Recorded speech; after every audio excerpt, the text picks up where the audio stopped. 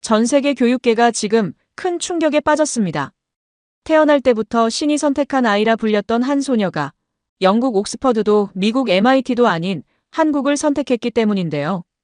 전 세계 기자들은 외쳤습니다. 세계 최고의 천재가 왜 한국으로? 하지만 그녀는 단 한마디를 남긴 채 한국행 비행기에 올랐습니다. 그리고 그녀는 한국이라는 낯선 땅에서 비로소 사람답게 숨쉬기 시작했습니다. 대체 한국에서 무슨 일이 있었던 걸까요? 지금부터 전 세계를 뒤흔든 천재 소녀의 감동 실화이자 대한민국이 만든 기적 같은 이야기 지금 시작합니다.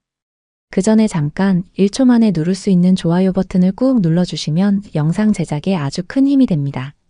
그럼 바로 시작하겠습니다. 저는 니콜라 위튼입니다. 런던의 명문 사립학교에 다니던 14살 소녀였죠.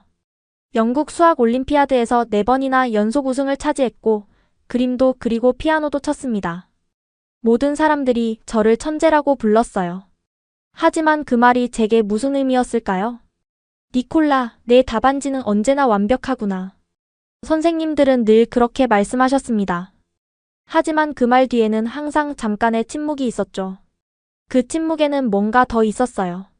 말로 표현되지 않은 무언가. 학교 복도를 지나갈 때면 아이들은 저를 보고 수군거렸습니다. 저기 로봇 왔다. 정서불능이래. 처음엔 그 말들이 무슨 뜻인지 몰랐어요. 사전에서 찾아보니 정서불능은 감정을 느끼거나 표현하지 못하는 상태를 의미하더군요. 그게 정말 저였을까요? 수학 문제를 풀 때면 숫자들이 제 머릿속에서 춤을 췄습니다. 피아노를 칠 때는 음표들이 물결처럼 흘러갔고 그림을 그릴 때는 색채와 선이 완벽하게 조화를 이뤘죠. 하지만 웃음이나 눈물은 없었습니다. 학교에서 1등을 해도 그림 전시회에서 상을 받아도 가슴이 두근거리지 않았어요. 니콜라는 왜 웃지 않니? 어머니가 종종 물으셨죠. 웃어야 할 이유가 있나요? 제 대답은 언제나 그랬습니다. 친구들은 생일 파티에 저를 초대하지 않았어요. 처음엔 이해가 안 됐지만 나중에 알게 됐습니다. 제가 파티에 가면 분위기가 어색해진다고 했거든요. 저는 학교 도서관에서 혼자 책을 읽는 것이 더 편했습니다. 책 속의 세계는 규칙적이고 예측 가능했으니까요. 12살 때 일기를 쓰기 시작했습니다. 감정을 느끼는 법을 배우기 위해서였죠. 오늘도 엄마가 내가 웃지 않는다고 했다. 웃는 법을 배우고 싶다. 내가 느낄 줄 안다면 사람일 수 있었을까? 밤마다 거울 앞에서 웃는 연습을 했어요. 입꼬리를 올리고 눈을 반달 모양으로 만들었죠. 하지만 그건 그저 근육의 움직임일 뿐이었습니다. 내면에서 우러나오는 웃음이 아니었어요. 선생님들은 제 머리를 칭찬했지만 아무도 제 마음에 대해서는 물어보지 않았습니다. 어쩌면 저도 마음이 있는지 확신하지 못했을지 모릅니다. 완벽한 답안지, 완벽한 그림, 완벽한 연주. 하지만 그 안에 저는 없었어요. 14살 생일 부모님이 케이크를 준비하셨습니다. 촛불을 끄며 소원을 빌라고 하셨죠. 뭘 빌었니? 아버지가 물으셨어요. 감정을 느낄 수 있게 해달라고요. 솔직하게 대답했더니 부모님의 얼굴이 굳어졌습니다. 그날 밤 제 방문 너머로 부모님의 대화가 들렸어요. 그 아이가 너무 걱정돼. 너무 완벽해서 무서워. 의사에게 데려가 볼까? 무슨 약이 감정을 키워주겠어? 저는 이불 속에서 가만히 귀를 막았습니다. 그리고 생각했죠. 나는 왜 다른 사람들처럼 되지 못할까? 왜 웃고 울 수 없을까? 내가 뭔가 잘못된 걸까? 런던의 하늘은 항상 흐렸어요. 햇빛이 드물었죠. 그런 날씨처럼 제 마음도 항상 흐려 있었습니다. 뭔가를 느끼고 싶다는 갈망만이 유일하게 제가 확신할 수 있는 감정이었어요. 다음 장에서 제가 옥스퍼드 대학에 입학하게 된 이야기를 들려드릴게요. 16세 옥스퍼드 대학 수제 트랙으로 조기 입학했습니다. 영국 전역에서 천재 소녀라는 이름이 따라다녔죠. BBC에서 다큐멘터리도 촬영했고 신문에는 제 사진이 실렸어요. 어린 나이에 천재적 두뇌로 옥스퍼드 입성이라는 헤드라인과 함께요. 처음 캠퍼스에 도착했을 때 모든 게 압도적이었습니다. 수백 년의 역사가 묻어나는 건물들, 날카로운 지성을 가진 학생들, 세계적인 석학들. 교수님들은 저를 보며 기대에 찬 눈빛을 보냈죠. 위튼 양, 당신은 수학과 예술을 연결하는 특별한 재능이 있군요. 수학 교수님은 제 첫 논문을 그렇게 평가하셨습니다. 하지만 그 칭찬이 제 가슴을 따뜻하게 해주진 않았어요. 그저 또 하나의 사실일 뿐이었죠. 대학 기숙사는 저와 비슷한 나이대 학생들로 가득했습니다. 하지만 저녁 시간, 식당에서 식사할 때면 제 테이블은 언제나 비어 있었어요. 다들 무리지어 웃고 떠들며 식사했지만 저는 혼자였죠. 한 번은 같은 수학과 학생이 제게 말을 걸었습니다. 니콜라, 오늘 수업 내용 정말 어려웠지? 같이 공부할래? 기회다 싶어 고개를 끄덕였어요. 도서관에서 만나 문제를 풀기 시작했죠. 하지만 제가 모든 질문에 즉각 답하고 그의 오류를 하나하나 지적하자 그는 점점 불편해했습니다. 넌 대단해. 근데 피곤하겠다. 너 자신으로 사는 게. 그 후로 그는 다시 말을 걸지 않았어요. 그게 대학에서의 제 일상이었습니다. 사람들은 제 지식에는 감탄했지만 제 곁에 머물기는 원치 않았죠.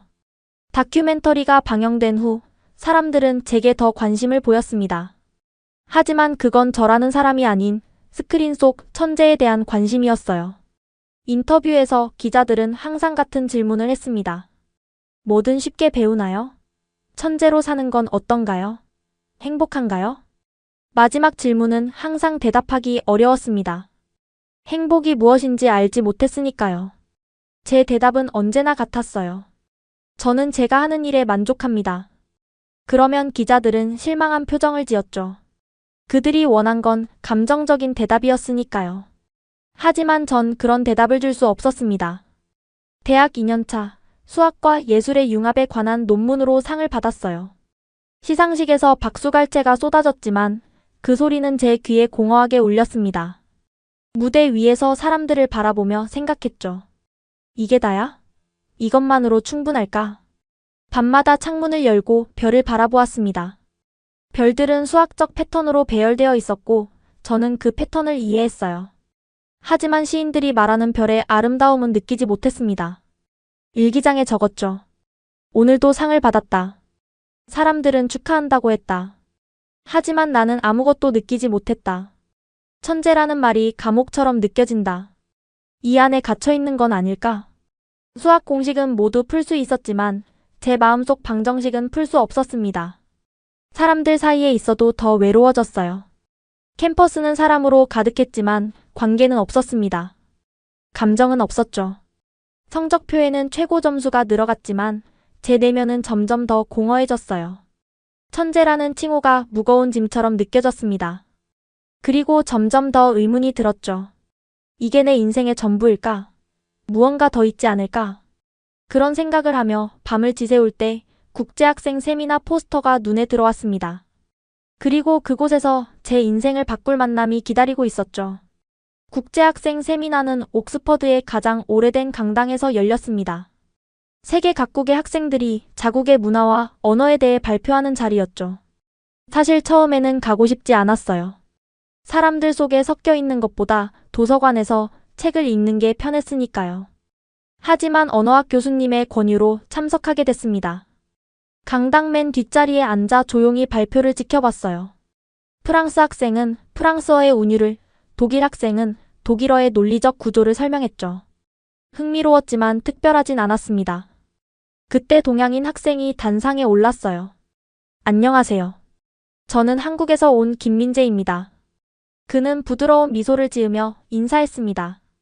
자신감 있는 목소리로 발표를 시작했죠. 오늘은 한글에 대해 이야기하려고 합니다. 한글은 세계에서 유일하게 창제 원리와 날짜가 정확히 알려진 문자입니다. 1446년 세종대왕이라는 왕이 백성들을 위해 만든 문자죠. 그의 발표는 다른 학생들과 달랐습니다. 단순히 언어의 구조를 설명하는 게 아니라 그 언어가 담고 있는 철학과 정서에 대해 이야기했거든요. 한글은 감정과 질서가 공존하는 언어입니다. 자음은 발음 기관의 모양을, 모음은 하늘, 땅, 사람의 형상을 본떠 만들었죠. 과학적 원리와 자연의 조화를 담고 있는 문자입니다. 그가 슬라이드에 한글 자음과 모음을 보여주었을 때 저는 처음으로 그 발표에 집중하게 됐어요. 문자 하나하나가 수학적 원리로 설계되었다는 점이 흥미로웠습니다.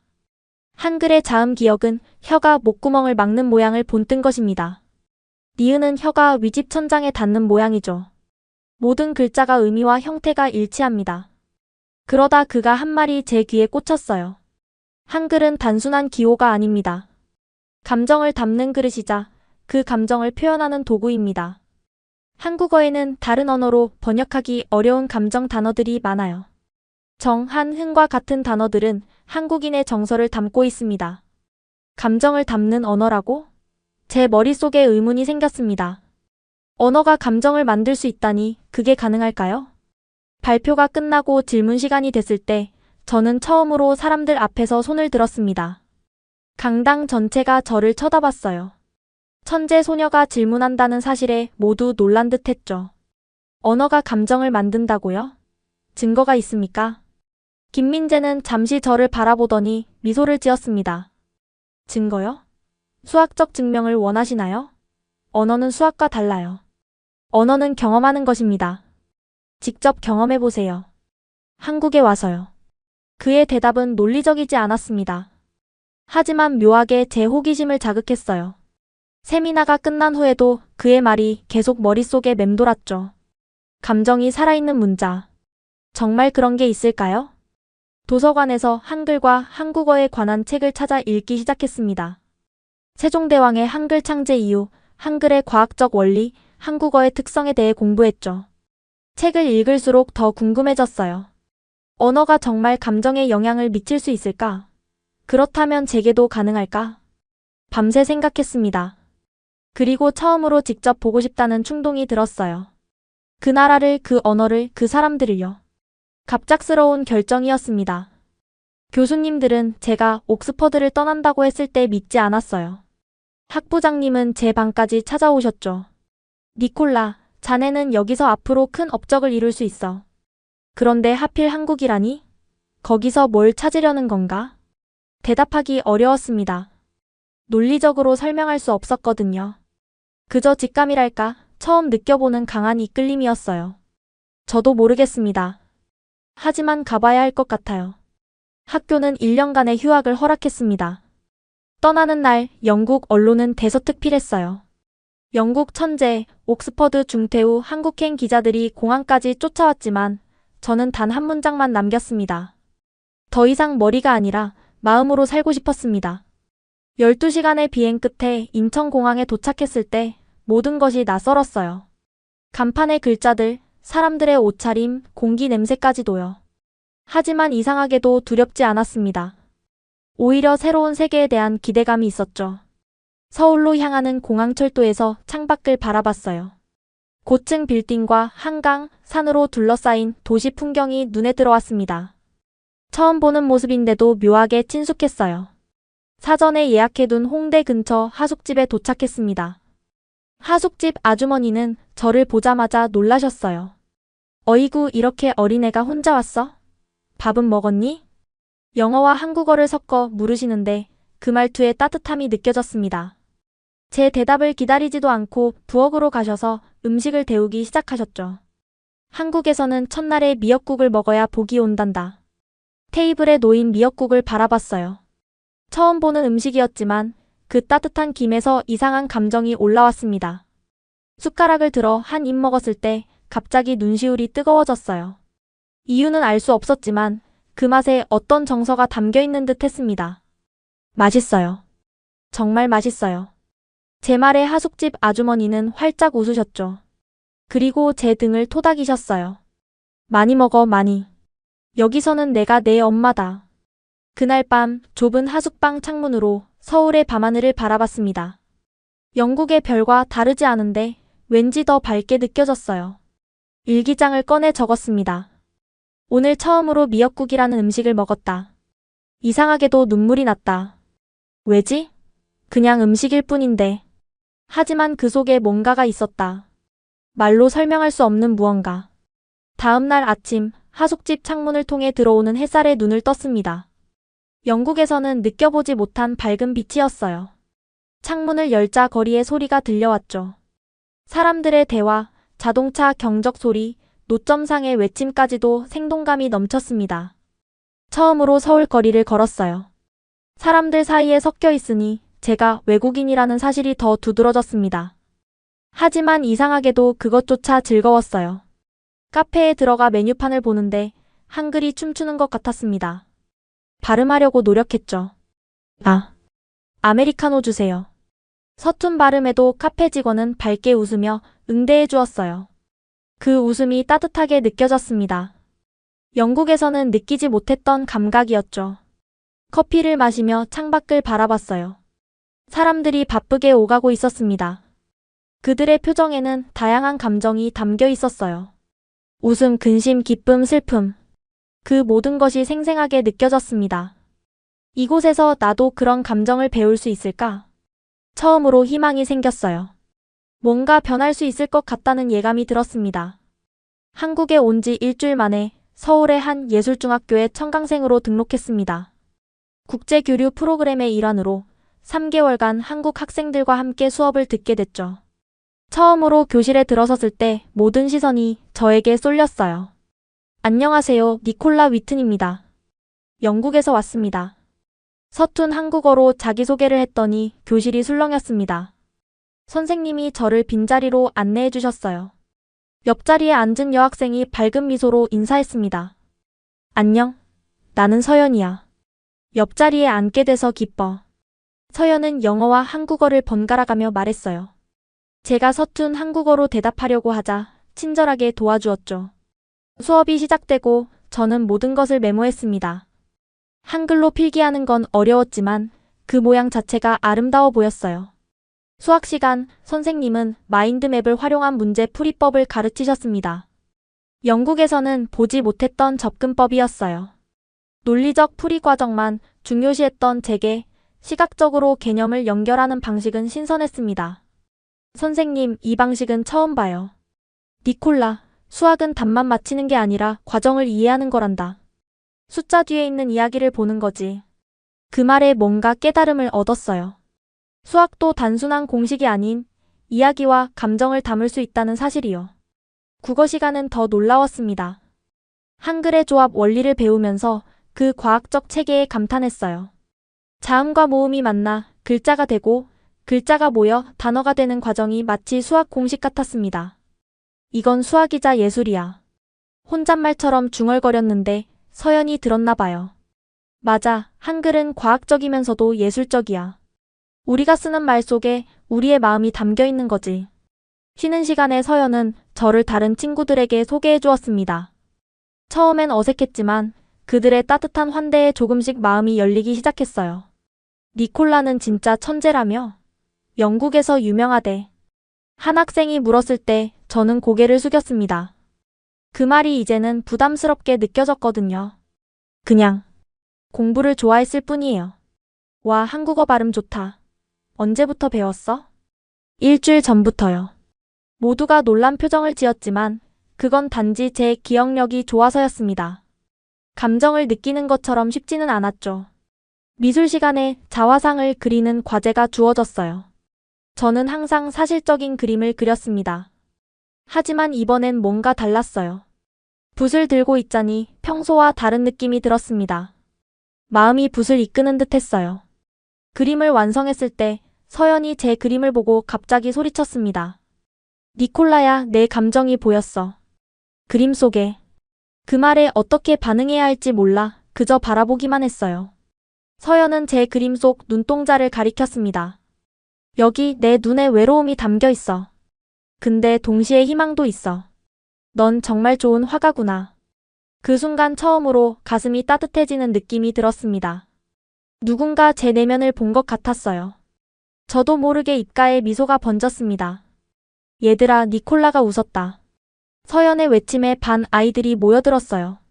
그들의 시선이 부담스러웠지만 동시에 기뻤습니다. 제가 웃고 있다는 사실이 신기했어요. 억지로 지은 웃음이 아닌 자연스럽게 나온 미소였으니까요. 그날 하교길 서연이 저를 집까지 데려다 주겠다며 따라왔습니다. 학교 앞 분식집에 들러 떡볶이를 사주겠다고 했죠. 한국에 왔으면 이거 먹어봐야 해. 우리 중학생들이 제일 좋아하는 음식이야. 매운맛에 눈물이 났지만 이상하게도 행복했습니다. 마치 어린아이처럼 새로운 맛에 반응하는 제 모습이 신기했어요. 맵지만 계속 먹고 싶어요. 서연은 웃으며 말했습니다. 그게 인생이지. 아프고 힘들어도 계속하고 싶은 거. 한국에 온 지 2달이 지났습니다. 조금씩 한국어에 익숙해지고 있었어요. 단어들을 외우는 건 어렵지 않았지만 그 단어가 품고 있는 감정을 이해하는 건 다른 문제였습니다. 하지만 날이 갈수록 언어가 단순한 의사소통 도구가 아니라는 걸 느끼기 시작했어요. 어느 날 지하철을 타고 가는데 광고판에 고마워요라는 문구가 눈에 들어왔습니다. 갑자기 가슴이 울컥했어요. 그냥 감사합니다 라는 뜻의 단어인데 왜 이런 감정이 드는 걸까요? 고마워요. 고마워요. 소리내어 발음해 보았습니다. 그 울림이 제 마음 깊은 곳을 건드리는 것 같았어요. 영어의 땡큐와는 다른 느낌이었습니다. 더 따뜻하고 더 부드럽게 다가왔어요. 학교에서 배운 한국어 높임말도 신기했습니다. 해요, 합니다, 하십니다 처럼 상대방에 따라 말투가 달라지는 것이요. 처음에는 복잡하고 불필요하다고 생각했지만 시간이 지날수록 그 안에 담긴 배려와 존중의 마음을 느낄 수 있었어요. 니콜라는 이제 한국말 정말 잘한다. 억양도 자연스러워. 서연의 칭찬에 부끄러움이 느껴졌습니다. 이전에는 칭찬을 들어도 그저 사실을 확인하는 정도였는데 이제는 기쁨과 부끄러움이 함께 찾아왔어요. 감정의 색깔이 점점 다양해지고 있었습니다. 한국어 선생님은 제게 시를 가르쳐 주셨어요. 윤동주의 서시였습니다. 하늘을 우러러 한 점 부끄럼이 없기를 잎새에 이는 바람에도 나는 괴로워했다. 그 시구를 읽으며 시인의 마음이 전해져 오는 듯 했어요. 단어 하나하나가 감정을 담고 있었습니다. 영어로 번역하면 그 느낌이 완전히 달라진다는 것도 알게 됐어요. 서연과 함께 한강공원에 놀러 갔을 때였습니다. 노을이 강물에 비치는 모습을 보며 서연이 물었어요. 니콜라, 한국에 와서 가장 좋은 점이 뭐야? 잠시 생각했습니다. 음식? 문화? 언어? 아니었어요. 그보다 더 깊은 무언가였습니다. 감정을 느끼기 시작했다는 거요. 이전에는 없었던 것들이 생겨났어요. 서연은 잠시 놀란 표정을 지었다가 따뜻하게 미소 지었습니다. 그리고 가방에서 작은 편지를 꺼내 건넸어요. 니콜라에게 주려고 썼어. 읽어봐. 떨리는 손으로 편지를 펼쳤습니다. 한글로 꼼꼼하게 적힌 글씨가 보였어요. 니콜라에게. 우리는 다르지만 함께여서 고마워. 니콜라가 우리 반에 온 건 행운이야. 니콜라의 눈을 통해 세상을 다시 보게 되었거든. 니콜라는 천재가 아니라 그냥 니콜라야. 소중한 친구. 서연. 그 순간 눈물이 흘러내렸습니다. 태어나서 처음으로 울었어요. 서연은 놀라서 저를 바라봤습니다. 괜찮아? 왜 울어? 대답할 수 없었어요. 가슴 속에서 무언가가 터져나오는 느낌이었습니다. 기쁨? 슬픔? 그것보다 더 깊고 복잡한 감정이었어요. 서연은 말없이 제 어깨를 감싸 안았습니다. 울어도 괜찮아. 울 수 있다는 건 살아있다는 거야. 그날 밤 하숙집에 돌아와 일기를 썼습니다. 처음으로 한글로 적었어요. 오늘 처음으로 울었다. 서연의 편지 때문이었다. 그 글자들이 내 마음을 열었다. 이건 단어가 아니라 마음이었다. 한글은 그냥 문자가 아니다. 감정을 담는 그릇이다. 창문을 열고 서울의 밤하늘을 바라봤습니다. 같은 별, 같은 달인데 이제는 다르게 보였어요. 더 밝고 더 아름답게요. 이것이 감정을 가진다는 것의 의미일까요? 세상이 달라 보인다는 것? 다음 날 학교에서 서연에게 작은 선물을 건넸습니다. 제가 그린 서연의 초상화였어요. 예전의 그림과는 달랐습니다. 완벽한 비율이나 정확한 선이 아닌 감정이 담긴 그림이었어요. 이게 진짜 나야? 정말 예쁘다. 서연의 기쁜 표정을 보며 저도 함께 웃었습니다. 감정이 전염되는 것 같았어요. 그때 깨달았습니다. 언어가 감정을 만들고 감정이 다시 언어가 됩니다. 한국에 온 지 5개월째 저는 한글과 감정의 연관성에 대해 연구하기 시작했습니다. 매일 밤 한국어 단어들이 제게 어떤 감정을 불러일으키는지 기록했어요. 서연과 친구들의 도움을 받아 한국어 표현과 감정 사이의 연결고리를 찾았습니다. 니콜라, 오늘은 어떤 단어가 가장 마음에 와닿았어? 서연의 질문에 생각해 보았습니다. 그리움이라는 말이요. 영어로는 missing someone이라고 하는데 그 느낌이 완전히 달라요. 그리움에는 아픔과 달콤함이 함께 있어요. 연구를 진행하면서 놀라운 사실을 발견했습니다. 언어가 바뀌면 사고방식과 감정 표현 방식도 바뀐다는 것이었어요. 제가 한국어로 생각할 때는 영어로 생각할 때와 다른 감정을 느꼈습니다. 언어가 감정을 설계할 수 있을까? 이 질문을 바탕으로 논문을 쓰기 시작했어요. 한글과 인간 감성의 관계 언어가 감정을 설계할 수 있을까라는 제목의 논문이었습니다. 옥스퍼드 지도 교수님께 이메일로 보냈더니 큰 관심을 보이셨어요. 니콜라, 이 연구는 언어학과 심리학 그리고 뇌과학을 연결하는 혁신적인 시도야. 좀 더 발전시켜보게. 교수님의 격려에 힘을 얻어 연구에 더 몰두했습니다. 한국 학생들과 외국인 학생들을 대상으로 언어와 감정 인식에 관한 실험도 진행했어요. 결과는 놀라웠습니다. 한국어를 배우는 외국인들은 시간이 지날수록 감정 표현이 풍부해졌고 특히 한글의 형태를 이해하게 되면서 감정적 변화가 더 컸어요. 논문이 완성되어 국제학술지에 게재되었을 때 전 세계에서 반응이 왔습니다. MIT와 도쿄대학에서 번역 요청이 들어왔고 유명 언어학자들이 제 연구에 관심을 보였어요. 천재소녀, 이번에는 감정을 연구하다라는 헤드라인이 국제뉴스에 실렸습니다. 하지만 이제 그 천재라는 단어가 예전처럼 공허하게 느껴지지 않았어요. 제 연구는 머리가 아닌 마음에서 나온 것이었으니까요. 학술대회에서 발표를 마치고 나오는데 한 외국 학생이 다가와 물었습니다. 진짜 감정이 생긴 거야? 어떤 느낌이야? 잠시 생각했어요. 어떻게 설명해야 할까? 생맹인 사람에게 색을 설명하는 것 같았습니다. 세상이 달라 보여요. 같은 하늘인데 더 파랗게 느껴지고 같은 음악인데 더 깊게 다가와요. 무엇보다 사람들이 더 소중하게 느껴집니다. 그러자 그 학생이 또 물었어요. 한국이 널 고친 거네? 서연이 옆에서 듣고 있다가 끼어들었습니다. 아니, 한국은 니콜라를 고친 게 아니라 니콜라를 찾아준 거야. 원래부터 있었던 마음을. 그 말이 가슴에 와닿았습니다. 맞아요. 제가 변한 게 아니라 원래 있었던 제 마음을 찾은 거예요. 단지 그것을 느끼고 표현하는 방법을 몰랐을 뿐이었죠. 연구 결과가 알려지면서 세계 각국에서 저를 초청했습니다. 하지만 저는 한국에 더 머물기로 했어요. 아직 배울 것이 많았고 무엇보다 이곳에서 느끼는 감정들이 소중했으니까요. 하숙집 아주머니는 이제 저를 친딸처럼 대해주셨습니다. 아침마다 따뜻한 밥과 국을 차려주시고 늦게 들어오면 걱정하셨죠. 니콜라야, 요즘 얼굴색이 좋다. 예전에 처음 왔을 때는 창백했는데 이제는 혈색이 돌아. 그 말에 웃으며 대답했습니다. 한국 음식 덕분이에요. 그리고 한국 사람들 덕분이고요. 옥스퍼드에서 휴학 기간이 끝나 복학 결정을 해야 했을 때 고민이 많았습니다. 결국 저는 학교에 편지를 보냈어요. 제가 한국에서 발견한 것들을 더 연구하고 싶습니다. 휴학을 연장해 주시면 감사하겠습니다. 대학에서는 제 연구 성과를 인정해 추가 1년의 휴학을 허락해 주었어요. 하지만 그때는 이미 알고 있었습니다. 제가 찾은 것은 단순한 연구 주제가 아니라 제 자신이라는 것을요. 서연에게 말했습니다. 한국은 나를 완성시킨 곳이에요. 여기서 찾은 마음을 잃고 싶지 않아요.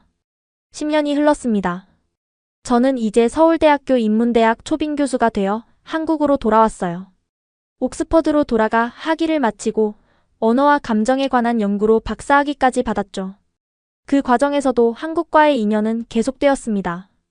서연과 이메일을 주고받으며 한국어 공부도 계속했어요.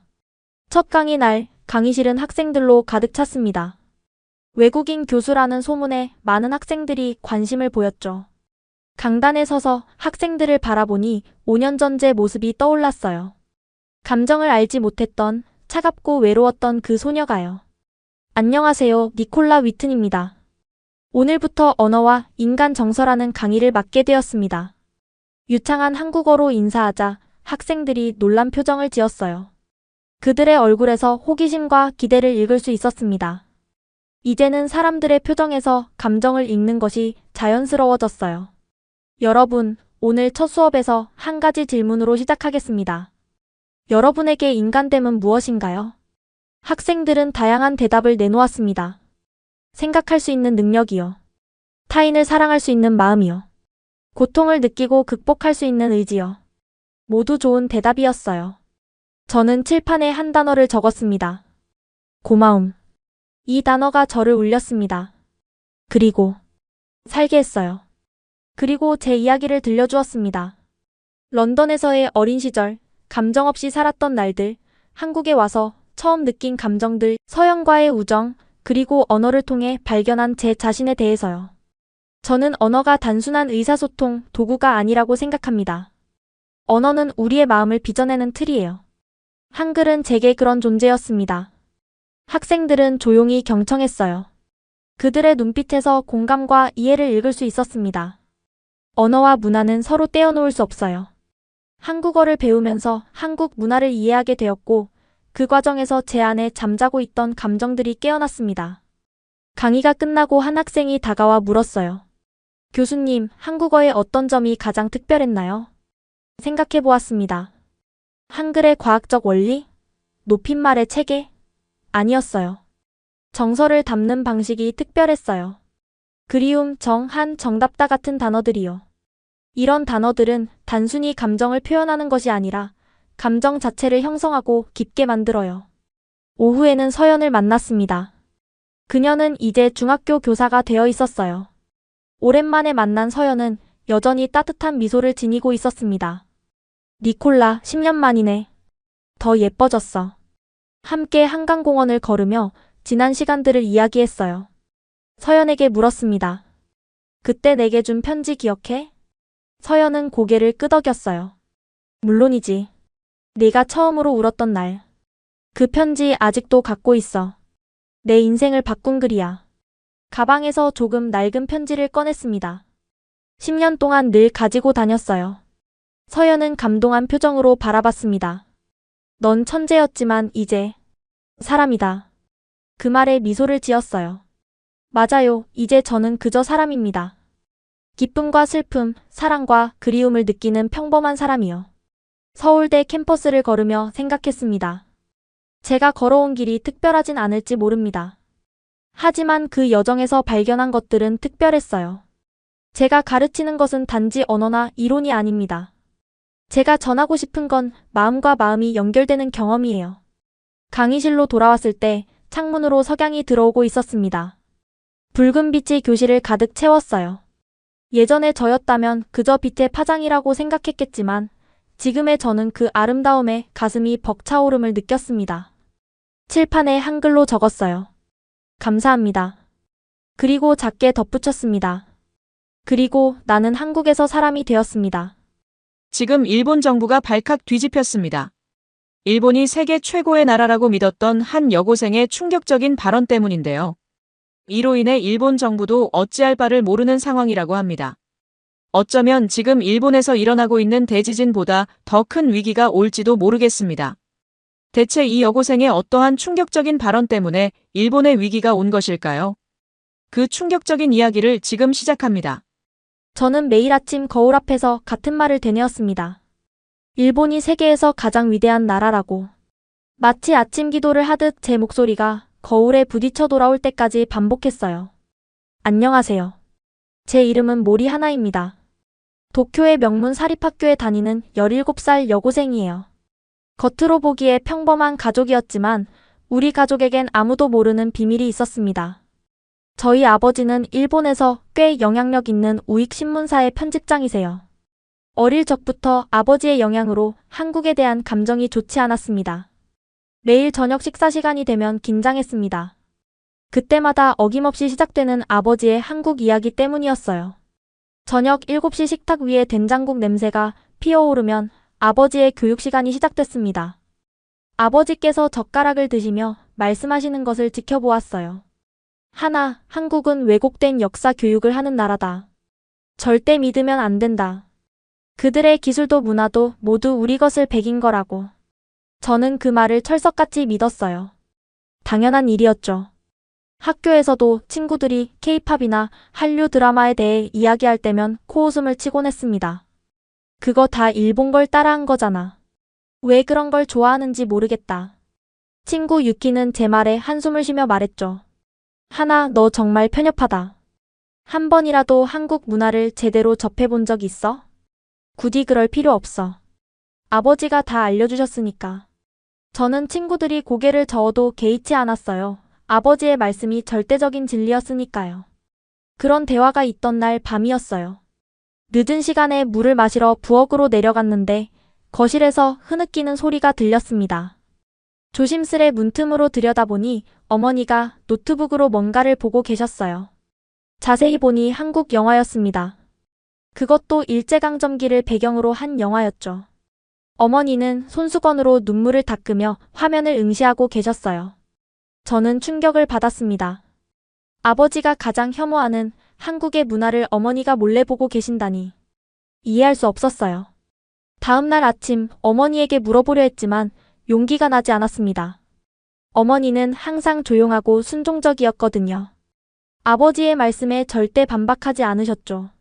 학교에 가니 선생님께서 중요한 발표가 있다고 하셨어요. 여러분, 올해 수학여행은 한국으로 갑니다. 서울과 경주를 방문할 예정이에요. 교실이 술렁였죠. 대부분의 친구들은 신나했지만 저는 충격을 받았어요. 한국이라니. 절대 가고 싶지 않았습니다. 집에 돌아와 이 소식을 전하자 아버지는 얼굴이 붉어지셨어요. 말도 안 돼. 그런 곳에 우리 딸을 보낼 수 없어. 그런데 놀랍게도 어머니가 조심스럽게 말씀하셨습니다. 여보, 하나가 직접 보고 판단하게 해주는 것도 좋지 않을까요? 아버지는 잠시 생각하더니 의외의 말씀을 하셨어요. 그래, 가봐라. 한국이 얼마나 형편없는 나라인지 직접 보고 오면 내가 진짜 일본을 더 사랑하게 될 거야. 출국 전날 밤 짐을 마저 챙기고 있을 때 어머니가 조용히 제 방에 들어오셨어요. 어머니의 표정이 심각했습니다. 손에는 하얀 봉투를 들고 계셨죠. 하나, 이거 서울에 도착하면 꼭 이 주소로 가보렴. 저는 의아한 표정으로 봉투를 받았습니다. 봉투 안에는 서울의 한 주소가 적혀 있었어요. 어머니, 이게 뭐예요? 내가 꼭 알아야 할 것이 있단다. 그곳에 가면 이해하게 될 거야. 다음 날 아침 우리는 하네다 공항에 모였습니다. 친구들은 들떠 있었지만 저는 여전히 복잡한 감정이었어요. 어젯밤 어머니가 건네준 봉투가 가방 속에서 무겁게 느껴졌죠. 비행기에 오르면서도 어머니의 떨리는 목소리가 귓가에 맴돌았습니다. 내가 꼭 알아야 할 것이 있단다. 단 3시간의 비행, 우리는 인천국제공항에 도착했어요. 비행기에서 내리는 순간 저는 충격을 받았습니다. 거대한 공항의 모습이 눈앞에 펼쳐졌거든요. 최첨단 시스템, 로봇 안내원, 다국어 서비스. 아버지의 말과는 전혀 달랐어요. 와, 너무 멋있어. 유키가 감탄했습니다. 저도 마음속으로 동감했지만 겉으로는 무덤덤한 척했어요. 그냥 공항일 뿐이야. 우리는 버스를 타고 서울 시내로 향했습니다. 창밖으로 보이는 서울의 모습은 상상했던 것과 너무나 달랐어요. 고층 빌딩들이 즐비하고 거리는 깨끗했으며 사람들은 세련된 옷차림을 하고 있었죠. 아버지가 늘 말씀하시던 후진국의 모습은 찾아볼 수 없었습니다. 숙소에 도착해 짐을 풀고 저녁 식사를 마친 후 우리는 근처 편의점에 간식을 사러 갔어요.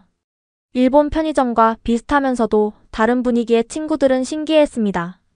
저도 속으로는 놀랐지만 여전히 고집을 부렸어요. 이것도 다 일본 것을 본떠서 만든 거겠지. 다음 날 우리는 서울 지하철을 타고 경복궁으로 향했습니다. 지하철에 들어서자 또 한 번 놀랐어요. 일본의 지하철보다 더 깨끗하고 현대적인 모습이었거든요. 일본보다 더 깨끗한데? 저도 모르게 중얼거렸어요. 옆에 있던 유키가 승리의 미소를 지었습니다. 드디어 인정하는구나. 저는 얼굴이 붉어졌어요. 아버지가 늘 말했던 한국의 모습과 실제 한국의 모습 사이에 큰 괴리가 있다는 사실을 부정할 수 없었습니다. 그래도 아직은 완전히 마음을 열 수 없었어요. 이런 거 일본에서 따라한 걸 수도 있잖아. 경복궁에 도착하자 한국 학생 가이드가 우리를 맞이했습니다. 미나코 선생님이 우리를 소개하셨어요. 이 학생들은 도쿄에서 온 고등학생들이에요. 잘 부탁드립니다. 가이드는 유창한 일본어로 인사했습니다. 안녕하세요. 저는 오늘 여러분의 가이드를 맡은 박지윤이라고 합니다. 저는 서울대학교 일본학과에서 공부하고 있어요. 경복궁을 둘러보며 지윤은 조선 왕조의 역사를 설명해 주었어요. 그러다 그녀가 말한 한 사건에 저는 귀를 의심했어요.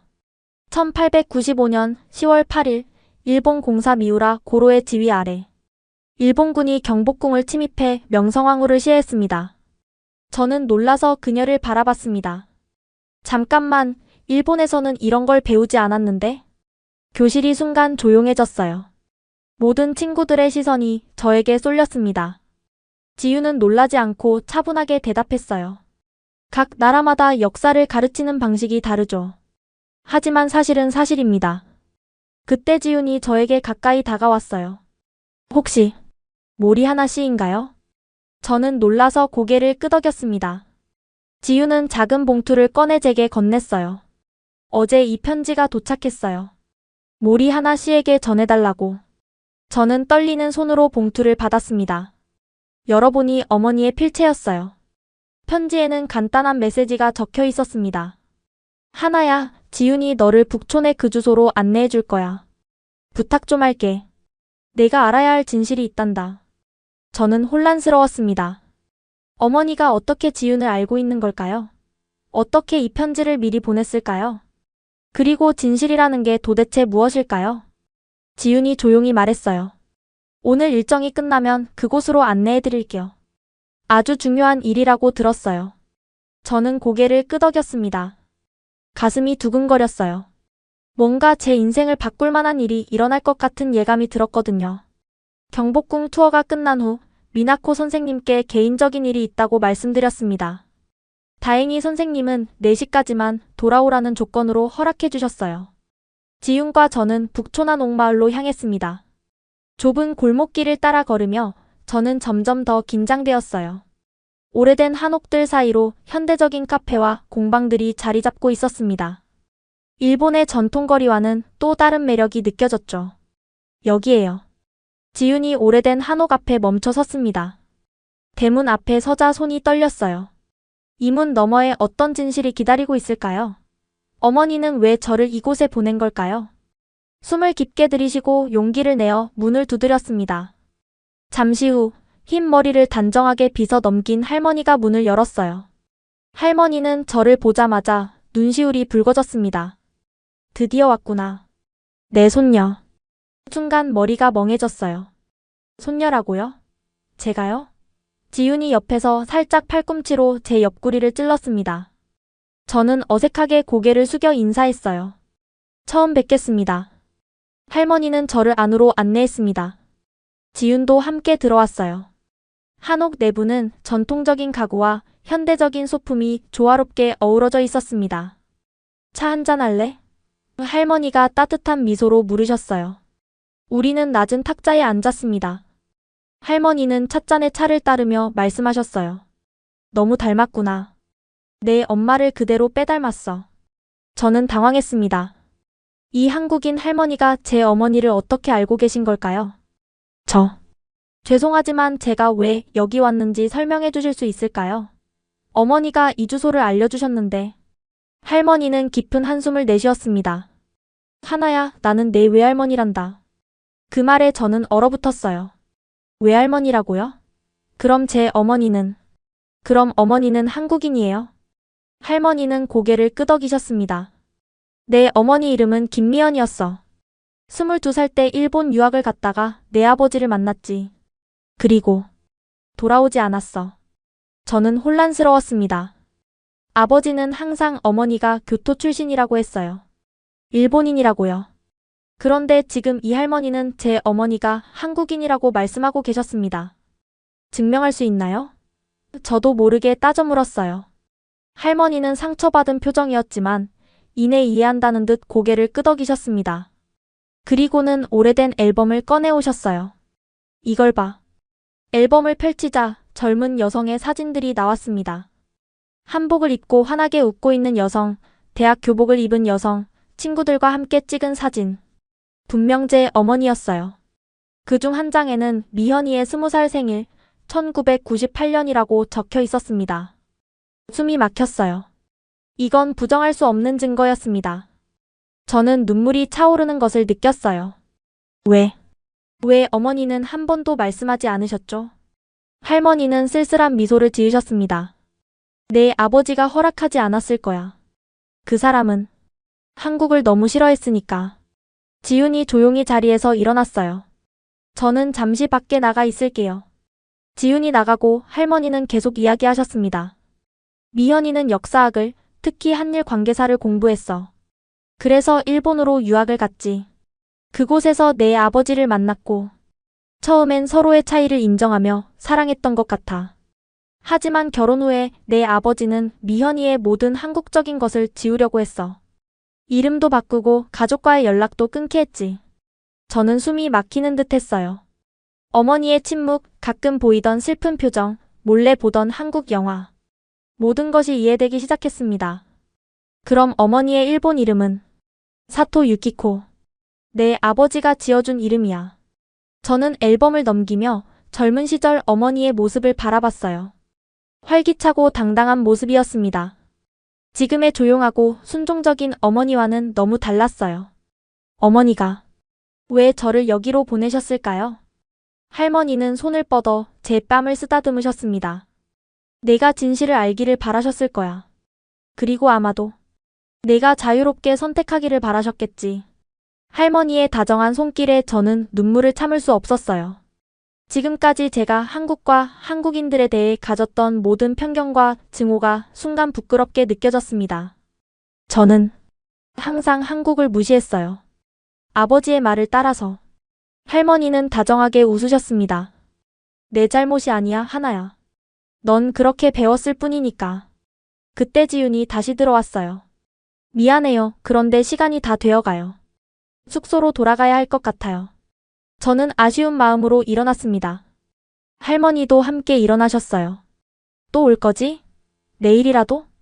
저는 고개를 끄덕였어요. 하지만 마음 한편으로는 불안했습니다. 이 사실을 어떻게 받아들여야 할지, 앞으로 아버지를 어떻게 대해야 할지 혼란스러웠거든요. 할머니는 제게 작은 상자를 건네셨습니다. 이건 내 어머니의 물건들이야. 대학 시절에 쓰던 일기장도 있어. 혹시 읽어보고 싶다면. 저는 감사하다는 말을 하고 상자를 받았어요. 그리고 할머니와 포옹했습니다. 처음에는 어색했지만 이상하게도 편안한 느낌이 들었어요. 숙소로 돌아가는 길, 지훈과 저는 한동안 말없이 걸었습니다. 제 머릿속은 복잡한 생각으로 가득 찼어요. 결국 지훈이 침묵을 깼습니다. 많이 혼란스러울 거예요. 시간이 필요할 거고요. 저는 고개를 끄덕였습니다. 한국인들은 일본을 싫어하나요? 지훈은 잠시 생각하더니 대답했어요. 복잡해요. 우리 부모님 세대는 일본에 대한 감정이 있을 수 있어요. 하지만 우리 세대는 달라요. 우리는 일본 문화를 좋아하고 일본 친구들도 많이 사귀고 싶어 해요. 과거는 중요하지만 미래도 중요하니까요. 그녀의 말에 작은 위로를 느꼈습니다. 어쩌면 저도 변할 수 있을지도 모른다는 희망이 생겼어요. 숙소에 돌아오니 친구들이 저녁 식사를 하고 있었습니다. 유키가 제게 다가왔어요. 하나, 괜찮아? 얼굴이 안 좋아 보여. 저는 억지로 웃으며 대답했습니다. 괜찮아. 그냥 좀 피곤해서 그래. 그날 밤 저는 할머니가 주신 상자를 열었어요. 그 안에는 어머니의 일기장, 사진들, 그리고 작은 나무 상자가 있었습니다. 나무 상자를 열자 작은 은팔찌가 나왔어요. 팔찌에는 한글로 미연이라고 새겨져 있었습니다. 일기장을 펼쳐보니 한국어와 일본어가 섞여 있었어요. 일본어 부분은 읽을 수 있었습니다.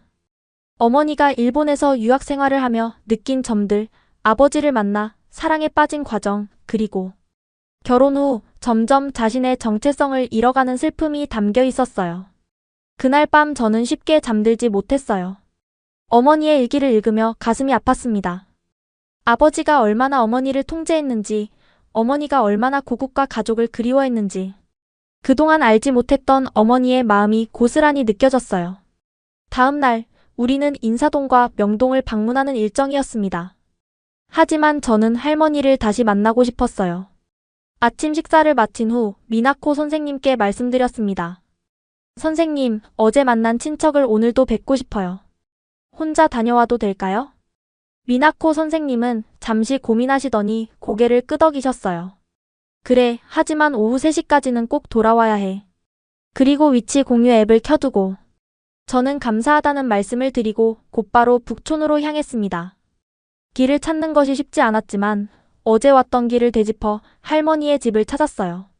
할머니는 저를 보자 환하게 웃으셨습니다. 아침부터 왔구나.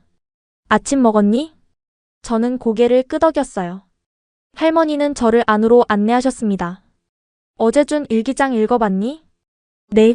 어머니가 정말 힘들었던 것 같아요. 할머니는 깊은 한숨을 내쉬었습니다. 미현이는 항상 강한 아이였어. 하지만 사랑이라는 게 때로는 우리를 약하게 만들기도 하지. 내 아버지를 사랑했으니까 모든 것을 포기할 수 있었던 거야. 저는 용기를 내어 물었어요. 할머니, 제가 어머니처럼 될까봐 두렵습니다. 아버지의 생각에 갇혀서. 할머니는 다정하게 제 손을 잡으셨어요. 하나야, 내가 여기 온 것 자체가 이미 용기 있는 행동이야. 내 어머니도 너만큼 용기가 있었더라면. 하지만 지금 내가 진실을 알게 된 건 미현이가 원했던 거야. 내가 선택할 수 있게 말이다. 선택이요? 그래, 너는 일본인이기도 하고 한국인이기도 해. 어느 쪽도 부정할 필요 없어. 두 나라의 문화와 역사를 모두 품을 수 있는 특별한 사람이란다. 할머니의 말씀이 제 마음을 따뜻하게 해주었어요. 그동안 한국과 한국인에 대한 혐오감을 키워왔던 제 자신이 부끄러웠습니다. 할머니, 저 한국어를 배우고 싶어요. 할머니의 눈가에 눈물이 맺혔습니다. 그래, 언제든지 가르쳐 줄게. 내 어머니도 정말 기뻐할 거야. 그날 오후 할머니는 제게 기본적인 한국어 인사와 간단한 표현들을 가르쳐 주셨어요. 그리고 한국 음식을 함께 만들며 이야기를 나눴습니다. 할머니의 김치찌개는 정말 맛있었어요. 어머니도 이런 음식을 해주고 싶었을까요? 할머니는 고개를 끄덕이셨습니다. 물론이지. 미연이는 요리를 정말 잘했어. 특히 김치찌개와 된장찌개는 우리 집에서 제일 맛있게 만들었지. 나는 할머니에게 물었어요. 어머니와 연락은 하세요? 할머니의 표정이 어두워졌습니다. 가끔, 아주 가끔 전화가 와. 내 아버지가 없을 때만. 그리고 몇 년에 한 번씩 편지가 오기도 해. 항상 너에 대한 이야기를 많이 하지. 가슴이 아팠어요. 어머니가 자신의 뿌리, 가족과 이렇게 단절된 채 살아왔다니. 아버지에 대한 분노가 일었습니다. 아버지는 너무해요. 할머니는 고개를 저었어요. 미워하지 마라. 내 아버지도 자기 방식대로 가족을 사랑하는 거야. 다만 그 방식이 옳지 않을 뿐이지. 시간이 너무 빨리 흘러갔습니다. 할머니와 헤어질 시간이 다가왔어요. 저는 내일도 올 수 있는지 물었습니다. 물론이지. 언제든 와도 돼. 이곳은 내 집이기도 하니까. 내 집이라는 말이 이상하게 편안하게 느껴졌어요. 할머니와 포옹을 나누고 숙소로 돌아가는 길, 서울의 거리를 새로운 눈으로 바라보게 되었습니다. 이제 이곳은 그저 한국이 아니라 제 뿌리의 일부였어요. 숙소에 도착하자 유키가 저를 기다리고 있었습니다. 하나, 어디 갔었어? 걱정했잖아. 미안해. 친척 집에 다녀왔어. 유키는 의아한 표정을 지었습니다. 친척? 너 한국에 친척이 있었어? 저는 잠시 망설였지만 더 이상 숨기고 싶지 않았어요. 사실 어머니가 한국인이셔. 어제 외할머니를 처음 만났어. 유키의 눈이 커졌습니다. 진짜? 그럼 넌 한국인이기도 한 거네? 근데 항상 한국을 싫어한다고 했잖아. 그건 몰랐기 때문이야. 아버지는 늘 어머니가 일본인이라고 말씀하셨거든. 그날 밤 저는 친구들에게 제 상황을 모두 털어놓았습니다. 모두들 놀라워했지만 따뜻하게 위로해 주었어요. 특히 유키는 제 손을 꼭 잡아주며 말했죠.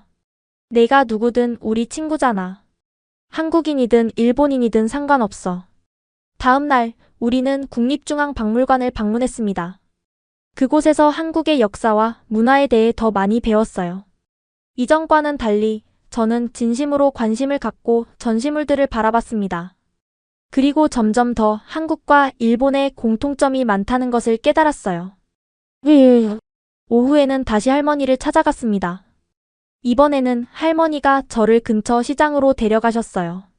다양한 한국 음식과 물건들을 구경하며 즐거운 시간을 보냈습니다. 할머니, 제가 한국어를 정말 배우고 싶어요. 일본에 돌아가서도요. 할머니는 기뻐하셨어요. 내가 교재를 몇 권 준비해놨어. 그리고 요즘은 인터넷으로도 많이 배울 수 있잖니. 언제든지 궁금한 것 있으면 전화해도 좋아. 할머니는 제게 전화번호를 적은 메모와 함께 한국어 교재 몇 권을 건네주셨습니다. 그리고 작은 선물 상자도 주셨어요. 이건 내 어머니가 결혼할 때 가져가지 못했던 할머니의 놀이개야. 이제 너에게 주고 싶구나. 놀이개는 아름다운 자수와 옥으로 장식된 전통 장신구였습니다. 저는 감동해서 말을 잇지 못했어요. 정말 감사합니다. 소중히 간직할게요. 그날 저녁 우리 일행은 한국 전통 공연을 관람했습니다.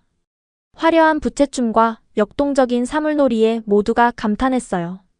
공연이 끝난 후 미나코 선생님이 제게 다가오셨습니다. 하나, 요즘 많이 달라진 것 같아. 한국에 대한 내 생각이 바뀐 거니? 저는 고개를 끄덕였어요. 네, 많은 것을 알게 되었어요. 그리고 배웠죠. 제가 얼마나 편협했는지. 선생님은 따뜻하게 미소 지으셨습니다. 스스로 깨닫는 것이 중요한 거야. 내가 자랑스럽구나. 수학여행 마지막 날, 저는 할머니와 작별 인사를 나눴습니다. 눈물이 흘렀지만 이것이 끝이 아니라는 것을 알았어요. 곧 다시 올게요, 할머니. 그때는 한국어로 대화할 수 있도록 열심히 공부할게요. 할머니는 저를 꼭 안아주셨습니다.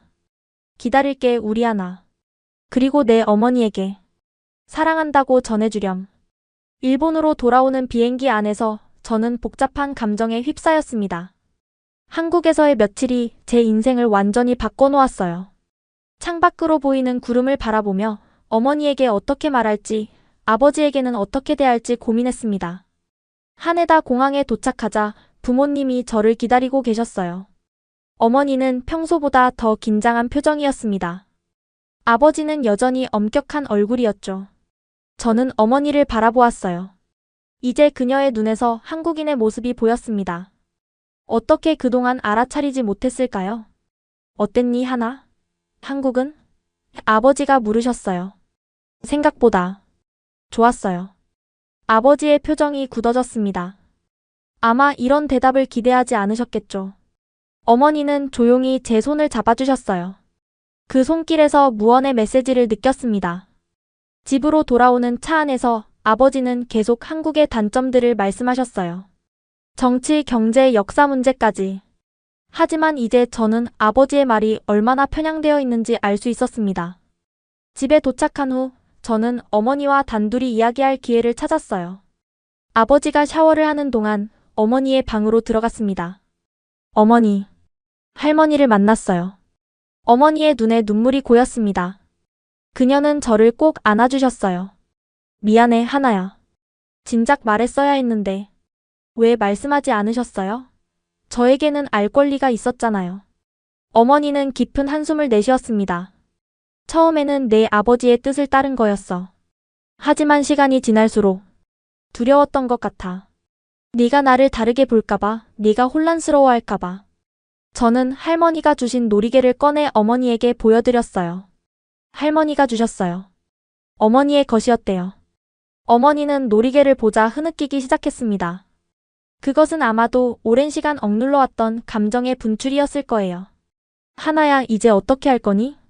진실대로 살고 싶어요. 더 이상 거짓말 속에서 살고 싶지 않아요. 한국어도 배우고 싶고 할머니와도 자주 연락하고 싶어요. 어머니는 걱정스러운 표정을 지었습니다. 내 아버지가. 아버지께 말씀드려야 해요. 함께요. 그날 밤 저와 어머니는 아버지에게 모든 것을 이야기했습니다. 아버지는 처음에는 분노했어요. 테이블을 치며 소리쳤죠. 배신이다. 내 딸이 그런 나라의 피를 물려받았다니. 하지만 저는 물러서지 않았습니다. 아버지, 한국은 아버지가 말씀하시는 것과 달라요. 그리고 어머니도. 어머니는 자신의 정체성을 포기해야 했어요. 그건 옳지 않아요. 아버지는 저를 노려보셨습니다. 어디서 그런 말버릇을 배워왔어? 감히 아버지에게. 그때 어머니가 조용히 일어서셨어요. 그리고 이례적으로 단호한 목소리로 말씀하셨습니다. 당신이 틀렸어요, 모리지. 내가 한국인이라는 사실이 우리 가족을 덜 행복하게 만든 건 아니잖아요. 다만 당신의 편견이 우리를 불행하게 만들었을 뿐이죠. 아버지는 놀란 표정으로 어머니를 바라보았습니다. 아마도 결혼 이후 처음으로 어머니가 자신에게 반박한 것 같았어요.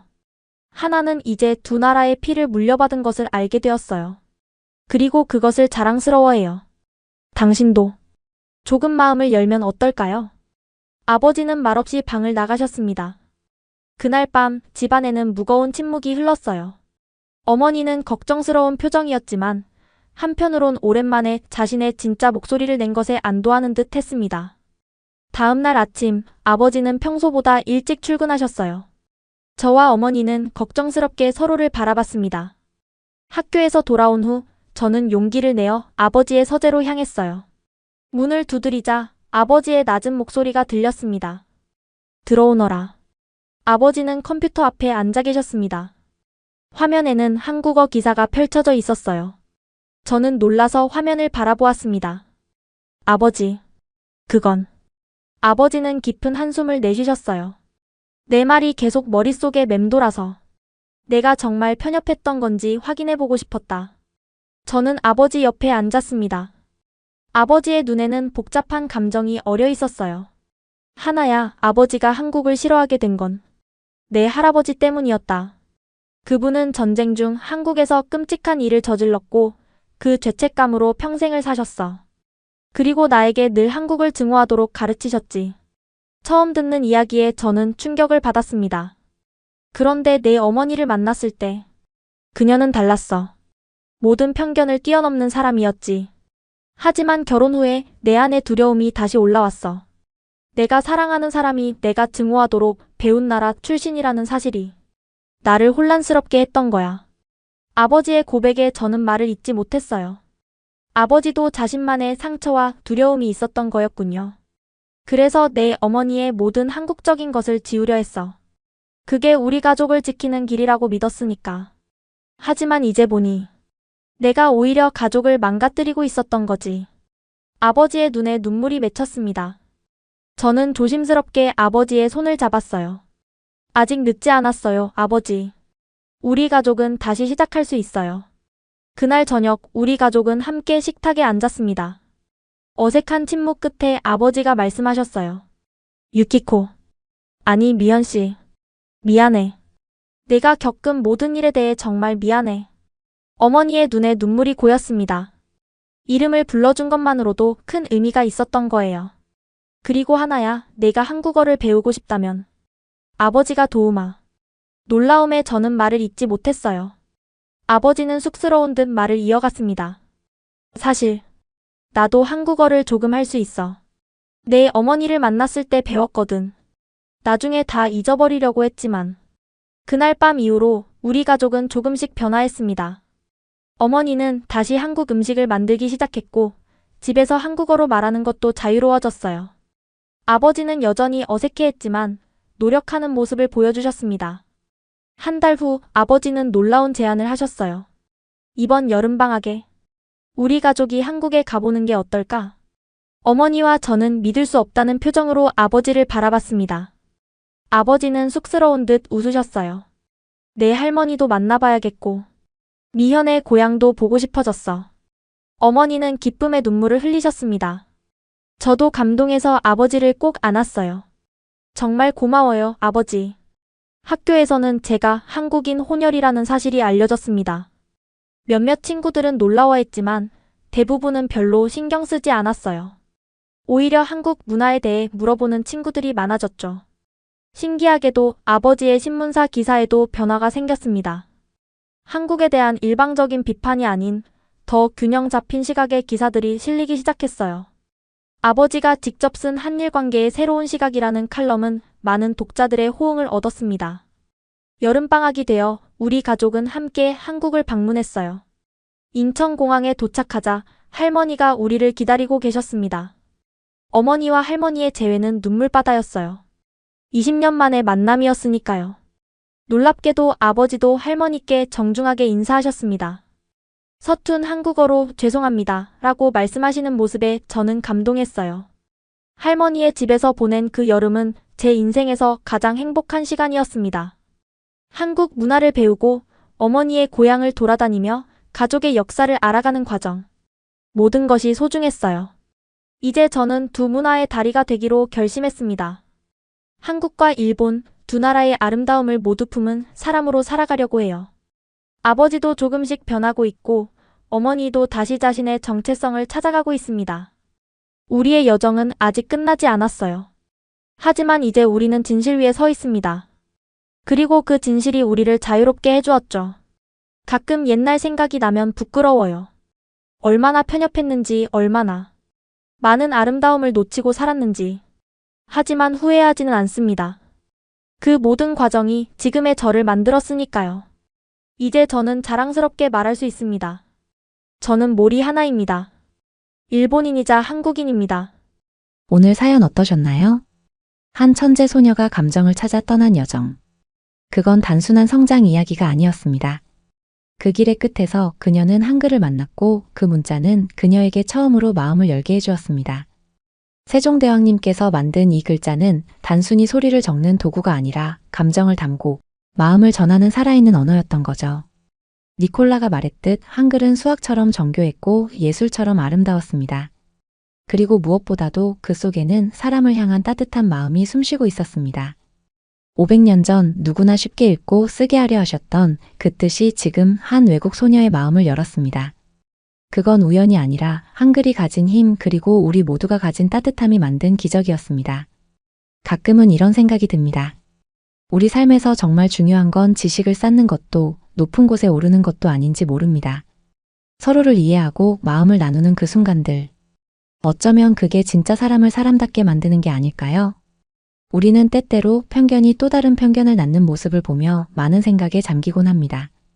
하지만 용기를 내어 한 걸음 내린다면 그 벽을 뛰어넘을 수 있지 않을까요?